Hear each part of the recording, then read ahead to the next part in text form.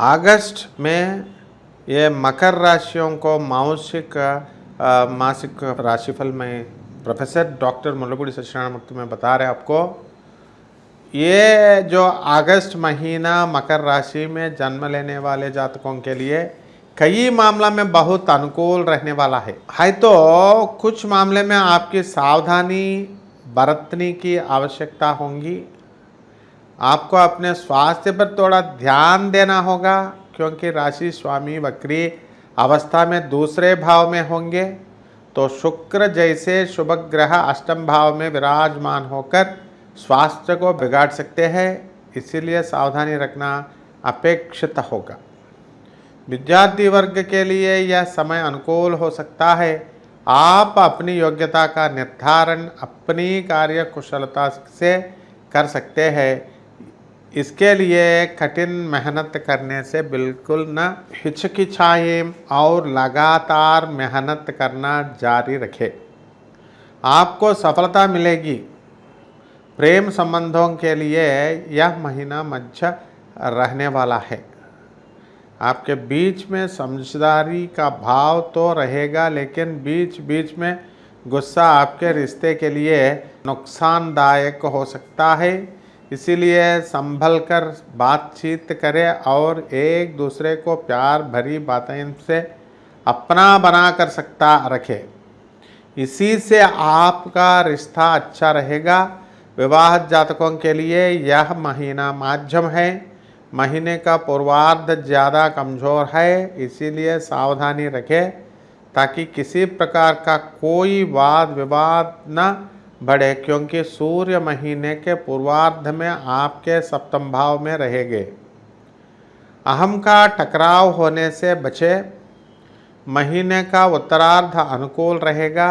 जहां तक आपके करियर का प्रश्न है तो नौकरी में उतार चढ़ाव की स्थितियां बनेगी, जो महीने के अंतिम सप्ताह तक सुधार जाएंगे और स्थितियों में बदलाव होगा।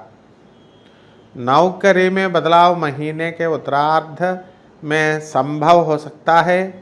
व्यापार जगत के लोगों को सरकारी क्षेत्र में लाभ हो सकता है और सरकारी क्षेत्र से जुड़े लोगों के साथ काम करने से आपके व्यापार को इच्छा सफलता मिल सकती है।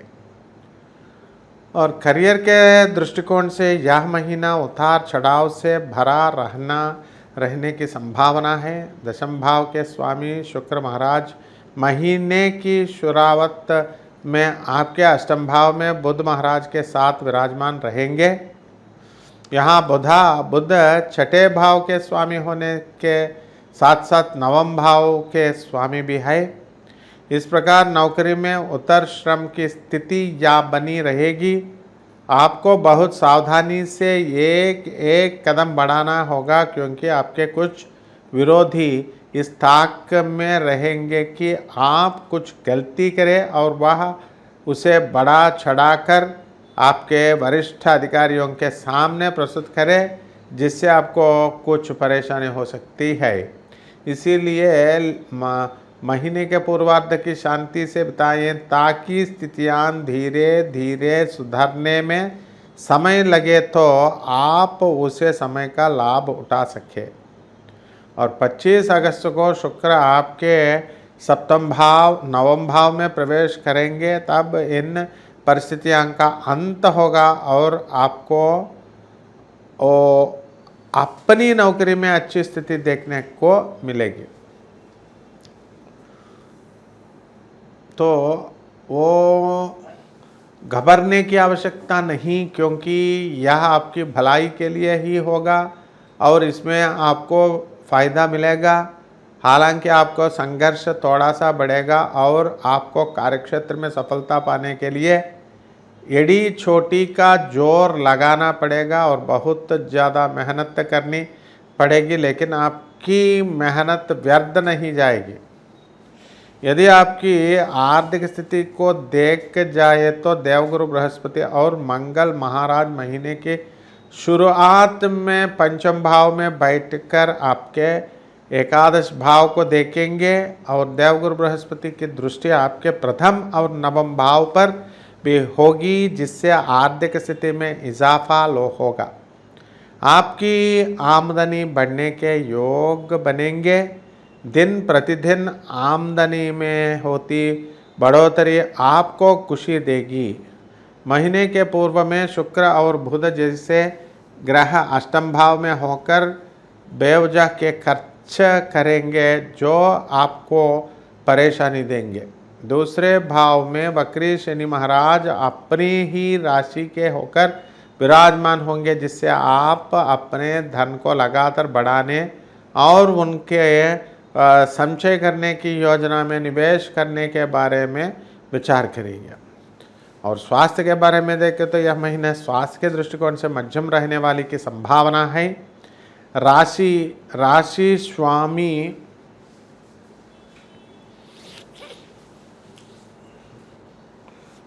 स्वामी शनि महाराज वक्री होकर दूसरे भाव में विराजमान रहेंगे, जिससे स्वास्थ्य को कोई बड़ी क्षति होती दिखाई नहीं दे रही है। लेकिन मंगल और बृहस्पति पंचम भाव में रहकर आमाशय से संबोधित समस्याएं, गैस और वसा जनित समस्याओं को जन्म दे सकते हैं। इसके अतिरिक्त मंगल की दृष्टि वक्री शनि की दृष्टि अष्टम भाव पर होगी, जहां पर शुक्र और बुध महाराज विराजमान है।